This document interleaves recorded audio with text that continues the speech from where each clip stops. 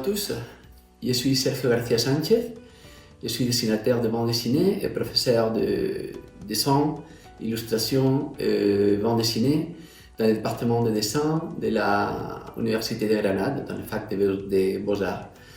Je suis dessinateur professionnel depuis 30 ans. En France, j'ai travaillé pour différentes maisons d'édition comme Dargaud, Delcourt. J'ai fait quelques petites choses aussi pour Dupuis, Actes Sud. Et bon, ici en Espagne, j'ai travaillé à Santillana, SM, DB, donc ce sont des maisons d'édition de livres pour les enfants. Et finalement, dans les États-Unis, à ce moment, je travaille dans un livre pour Toon Books. Donc, c'est une maison d'édition qui est dirigée par Françoise Mouly, qui est la directrice d'art du New Yorker. Et bon, voilà, je suis un des participants dans l'expo Picasso et la bande dessinée. Et j'ai présenté une pièce qui s'appelle Guerra. C'est une pièce qui raconte l'histoire d'un dictateur, de ce qu'il arrive à être un dictateur jusqu'à sa mort. Cette pièce est dessinée dans le format du Guernica, c'est dans la même taille de Guernica, sur une forme d'installation qui se développe comme un rétable en fait. Et voilà, c'est tout. Émilie Glissonne, Marina Savani, on a toutes les deux participé à l'exposition Picasso et la bande dessinée. Moi je suis autrice BD à la base. Et moi aussi je suis autrice de bande dessinée et artiste graveuse. Et puis on fait des fresques grâce au musée et ça a été incroyable. Donc moi ce que j'ai fait c'est que j'ai pondu des petites anecdotes de Picasso telles qu'on ne le connaît absolument pas. Parce que François Gillot a écrit tous les revers en fait de ce grand peintre et ce qui m'a plu c'est d'aller trouver l'humain derrière lui en fait. Donc voilà. Et moi pour mes fresques, la première je me suis inspirée d'un conte qui a été écrit autour du village de Valoris. Et donc c'est une espèce de bacchanal incroyable où il y a des animaux qui poussent, des animaux hybrides qui poussent les humains à la dépravation en buvant de l'alcool et en faisant des choses qu'on ne peut pas dire ici. Et la deuxième fresque m'a été inspirée par la relation entre Picasso et sa femme Olga, oui, que je ne me trompe pas. Donc lui se transforme en minotaure, tandis qu'elle s'en transforme en espèce d'insecte cheval et je mets en scène leur combat entre tous les deux. Voilà. Elle vaut vraiment la peine. Puis là on est toutes les deux pour un duel de dessinateurs avec Sergio, qui est le troisième auteur qui a participé en live à l'expo. Et bon, on est prêtes.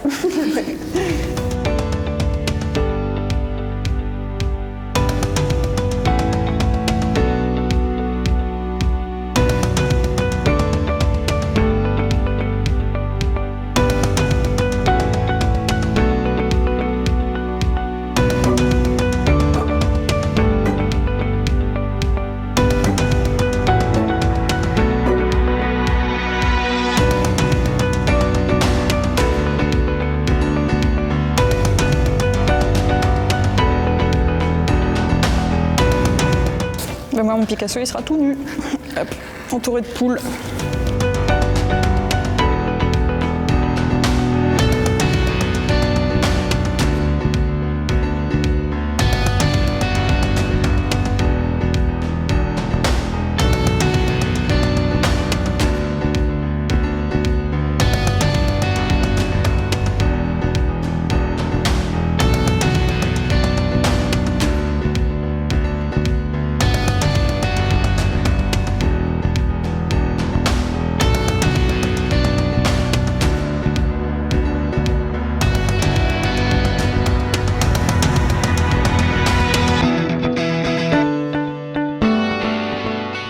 C'est plutôt métaphorique les poules, non ?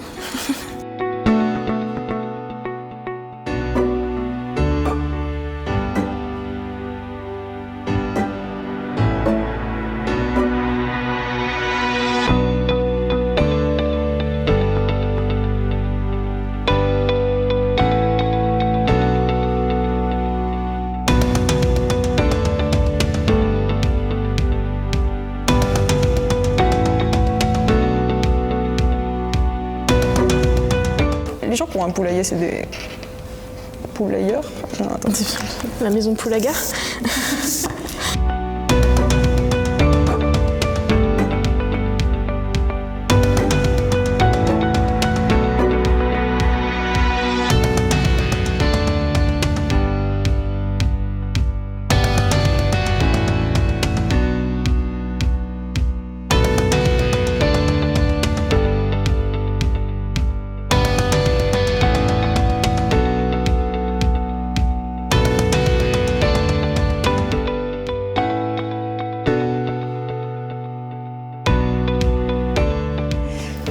à ce mon dessin. Oui, je voulais juste faire des poules parce que je pensais vraiment à des poules, puis Marina m'a fait rendre compte que ça pouvait être toutes ces femmes, donc je me suis dit bon allez, ouais, allons jusqu'au bout, sauf que je voulais pas, dans ces temps qui courent, paraître trop sexiste, donc j'ai fait une de ces femmes qui va lui taper sur la tête, et il est tout nu, et pour moi être tout nu c'est un peu comme quand tu nais, donc je lui mets une couche, et 2 jambes en bois, ça je ne saurais pas le dire pourquoi. Et le petit chien saucisse au fond, c'est parce qu'il adorait les chiens, et je voulais représenter une ferme et qu'on se sente convivialement chez Justin Bridou. Ça, c'est le premier dessin que je fais en 7 minutes, donc c'est pas beaucoup de temps. Et le premier travail, c'est sur c'est le sujet du peintre et la modèle. J'ai voulu présenter Picasso dans ces situations qu'il a dessinées aussi beaucoup de fois, dans les différentes suites, mais aussi dans toutes les études qu'il a fait de son atelier.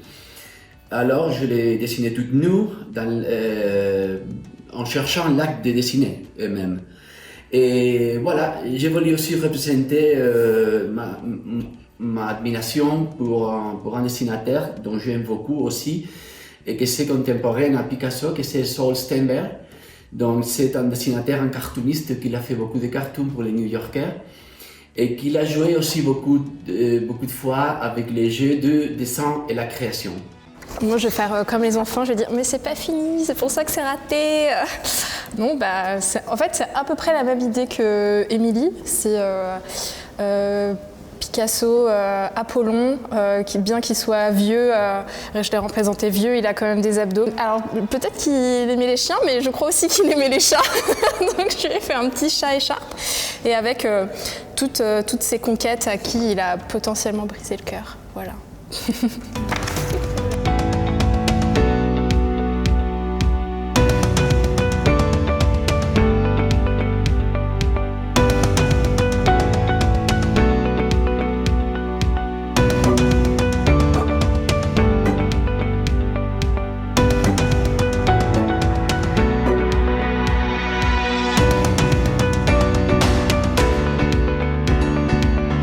Alors tu sèches? Je rigole, là je suis vraiment... Mais elle m'empêche de travailler.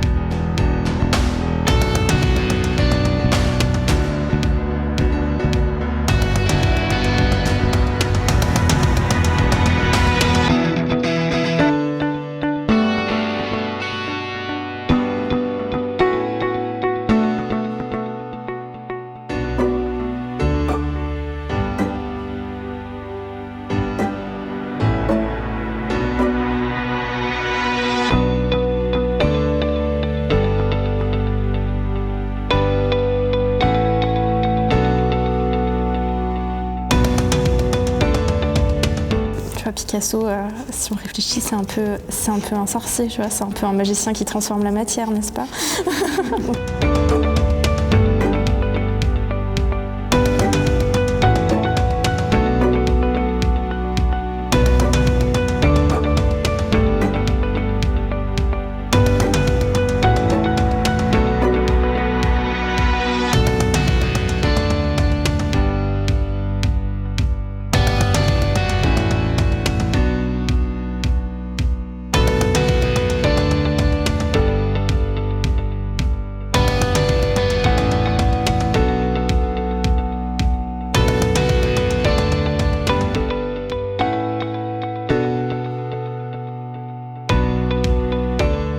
Alors moi, c'est une vision parfaitement novatrice de Picasso.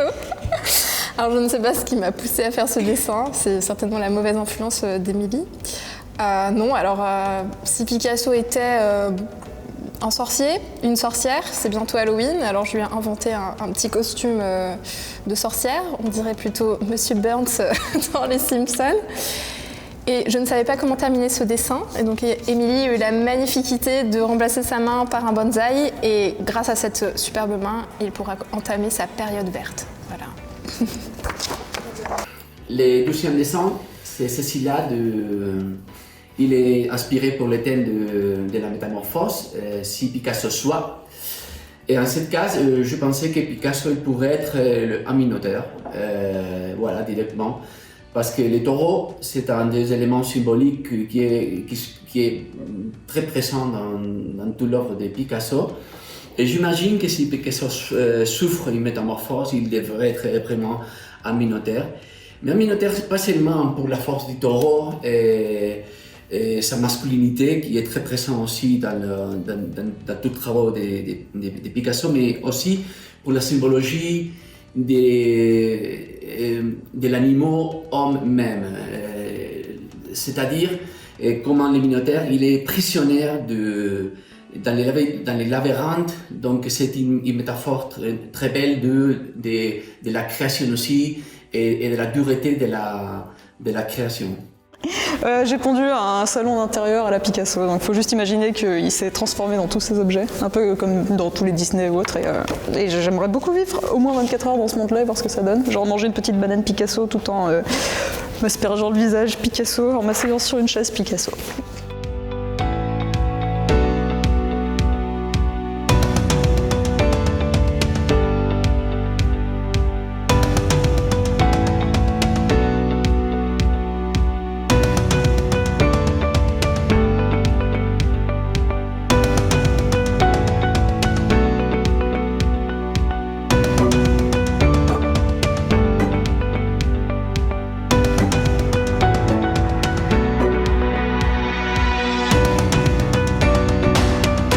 J'aime bien les petits chats comme tout le monde. Alors,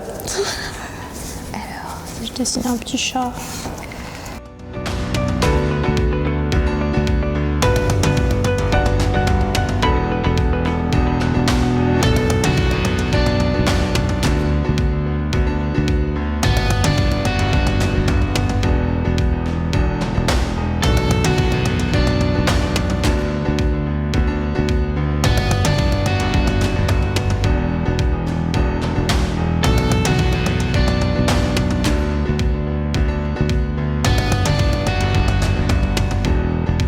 John Lennon est, on le sait tous, le mec aux lunettes rondes. Et donc que donnerait un portrait de Lennon, cubistement parlant.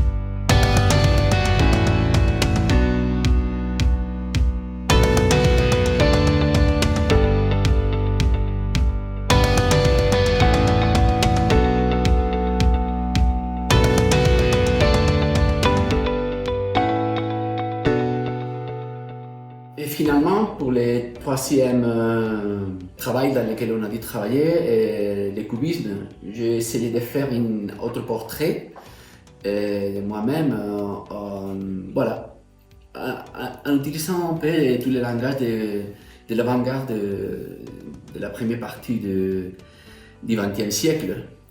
Et que je dois dire qu'en ce moment-là, une fois que j'ai fait la production pour le musée Picasso Guerra, il a transformé ma manière de dessiner. Je commençais d'une manière à dessiner et quand j'ai fini tout le travail, j'ai fini pour faire un dessin tellement différent, très influencé pour les travaux de Picasso. mais aussi pour tous les dessinateurs du premier partie du XXe siècle qui ont fait une grande influence sur moi. Voilà, c'est tout. Chers auditeurs, je dois vous avouer que c'était la question la plus difficile pour moi. Donc, je suis partie sur un animal qui est donc très rond, le morse, que j'ai voulu représenter par, non pas le créateur, mais celui qui me l'a inculqué, donc Lennon. Et puis je me suis dit, autant florifier, je sais pas comment dire, fioriturer tout autour. Donc c'est plus voilà, un paysage polaire à la manière cubiste. Moi j'ai dessiné un petit chat parce que tout le monde aime les chats. Et alors j'ai tenté au début de faire du cubisme et puis après j'ai abandonné. Voilà. Et vu que ma passion dans la vie c'est de faire des petits traits partout, et ben j'en ai fait partout, voilà. Et j'ai dépassé le temps réglementaire et je fais ce que je veux. Et donc l'épreuve est terminée et on le met sur papier de manière à ce que ce soit vraiment officiel.